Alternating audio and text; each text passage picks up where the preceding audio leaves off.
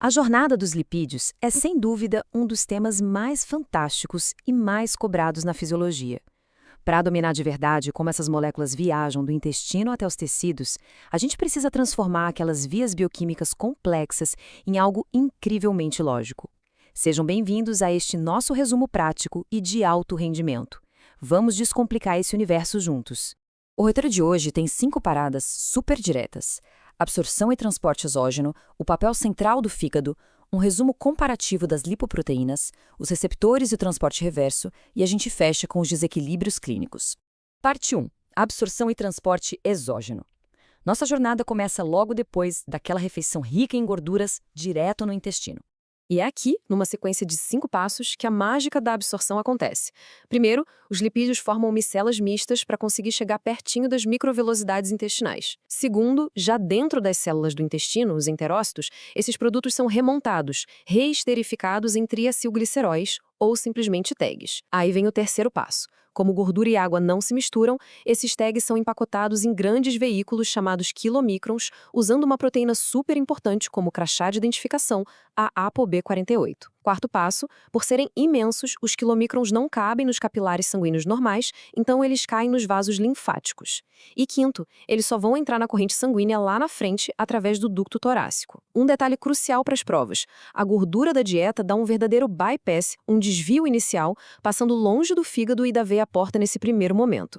Pensando um pouco no nível microscópico, a grande sacada é que os triglicerídeos morrem de medo de água, então eles precisam de uma casca protetora para viajar pelo corpo. Essa casca é feita de fosfolipídios, colesterol não esterificado e aquela proteína específica, a ApoB48. É exatamente esse empacotamento genial que permite que a gordura navegue tranquila e solúvel na linfa e depois no sangue. Bom, uma vez que o quilomicron está passeando pelo sangue, ele precisa entregar sua carga, certo? É aí que entra em cena uma enzima fantástica chamada lipase lipoproteica, ou LPL. Ela fica ali ancorada na parede dos capilares de tecidos, como músculos e gordura, funcionando como uma verdadeira equipe de descarregamento. A LPL quebra os triglicerídeos do quilomicron, liberando ácidos graxos livres para a célula queimar como energia ou estocar. E o que sobra do quilomicron? Ele vira um remanescente, agora bem menorzinho e murcho. Parte 2. O papel central do fígado. Vamos sair do intestino e entrar no maior laboratório do corpo humano. Aqui temos um conceito clássico que todo mundo precisa ter na ponta da língua: a diferença entre a via exógena e a endógena. Um fato que costuma surpreender muita gente é que o nosso corpo produz muito mais colesterol por dia do que a gente absorve comendo. A via exógena é a da dieta. Começa no intestino e viaja de quilomicron.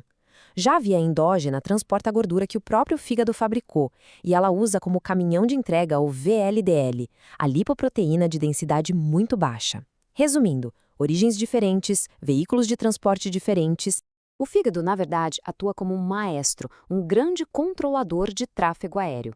O ciclo inteiro flui com essas lipoproteínas saindo do fígado, caindo no sangue, interagindo com aquela mesma enzima LPL nos tecidos e entregando o pacote exato onde o corpo mais precisa para manter a energia em dia. Olha que interessante a evolução dessas partículas. O fígado despacha o VLDL, que sai de lá lotado de triglicerídeos. Conforme ele vai viajando e a enzima LPL vai roubando esses triglicerídeos, o VLDL literalmente vai murchando. Ele perde volume e vira IDL, uma partícula de densidade intermediária. E perdendo ainda mais gordura, ele finalmente se transforma no famoso LDL. Agora sim, esse LDL está pesadíssimo, cheio de colesterol, com a missão de entregar tudo isso lá nos tecidos periféricos. Parte 3. Resumo comparativo das lipoproteínas. Vamos colocar todo mundo lado a lado. A regra de ouro, o macete absoluto para ler esses dados, é entender a relação inversa. Quanto mais gordura uma partícula carrega, menor é a densidade dela. Ela fica mais leve na balança da densidade. É por isso que os quilomicrons, que são o poço de triglicerídeos da comida, têm a menor densidade de todas, marcando lá seu 0,90. Já no outro extremo da tabela, a gente tem o HDL. Ele tem pouca gordura e muita proteína, batendo 1,14. E se a gente comparar o tamanho físico, a diferença é simplesmente monstruosa. O quilomicron é um gigante absoluto perto das outras partículas, mas é super leve porque é basicamente 90% óleo, triglicerídeo puro. O LDL já é menorzinho, mas é um tanque lotado de colesterol. E o HDL é o menor de todos da turma e o mais denso, cheio de proteínas. Parte 4. Receptores e o transporte reverso. Como as células recebem tudo isso e como o lixo é recolhido. As nossas células são bem exigentes, não é qualquer um que entra, não. Elas usam a endocitose mediada por receptor, que é um processo super exclusivo. Para a célula engolir o colesterol, ela precisa de receptores na membrana que ficam em umas covinhas revestidas por uma proteína chamada clatrina.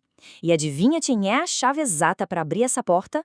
Uma proteína do LDL chamada ApoB100. Sem ela, nada feito. É uma verdadeira coreografia celular. O LDL encosta no receptor e se liga. A membrana dobra para dentro, formando uma bolha, uma vesícula coberta de clatrina. Lá dentro da célula, o ambiente fica ácido e faz o LDL desgrudar do receptor. A genialidade aqui é que o receptor é reciclado, ele volta lá para a superfície da célula para trabalhar de novo. Enquanto isso, o LDL vai parar no lisossomo, é destruído e o colesterol finalmente fica livre para a célula usar. É uma precisão absurda. Mas aí surge um problema, um quebra-cabeça fisiológico gigante. A gente sabe entregar o colesterol, mas como o corpo joga ele fora? Afinal, as células humanas simplesmente não têm as ferramentas, as enzimas, para destruir aquele anel de colesterol resistente. A resposta mágica é o transporte reverso de colesterol. E é aqui que o HDL ganha sua fama de bom. Produzido pelo fígado e pelo intestino, o HDL funciona como um caminhão de coleta seletiva de excelência. Ele passa pelos tecidos, recolhe todo aquele colesterol excedente que estava encalhado e leva tudo de volta para o fígado. E por que o fígado? Porque só ele tem a capacidade de converter esse colesterol todo em sais biliares que vão parar na bile e no fim da linha são mandados embora pelas fezes. Parte 5. Desequilíbrios clínicos. O e daí de tudo isso? O que acontece quando a orquestra desafina? Se esse balanço delicado quebrar, as consequências batem à porta. A primeira e mais famosa é a aterosclerose, aquele acúmulo perigoso de placas de LDL nas artérias que eleva o risco cardiovascular nas alturas. A segunda é a hipercolesterolemia familiar. Se a pessoa nasce com um defeito naqueles receptores de LDL, o colesterol não entra na célula, acumula no sangue e o estrago começa cedo. Terceiro, os cálculos biliares, as famosas pedras na vesícula. E por último, a esteatorreia, que é a perda absurda de gordura pelas fezes devido a uma falha na absorção. Falando especificamente dos cálculos biliares, a colilitise, o problema está na saída do lixo. O fígado joga o colesterol na bile, mas para ele não endurecer, precisa ter bastante sal biliar e fosfolipídio dissolvendo a mistura.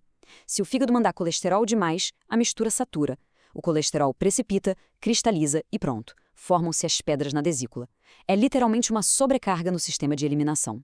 Já a esteatorreia é uma falha que acontece logo na largada. Se falta bile do fígado ou enzima do pâncreas, aquelas micelas lá do primeiro passo não se formam. Sem micela, a gordura passa reto pelo intestino, não entra no enterócito e vai parar toda nas fezes. É um desperdício enorme de energia e, pior, de vitaminas essenciais que a gente perde junto. O intestino, a linfa, o sangue e o fígado trabalham juntos numa dança espetacular, muito complexa, mas muito lógica. E aqui fica a reflexão final. Se a gente sabe que tanto a nossa genética quanto o nosso prato de comida moldam as regras desse transporte o tempo todo, como as escolhas de rotina de um paciente podem reformar totalmente esse perfil e salvar os vasos sanguíneos lá no futuro? Entender profundamente essa fisiologia muda completamente o jogo na prática clínica. Muito obrigado por acompanhar mais esta explicação e bons estudos!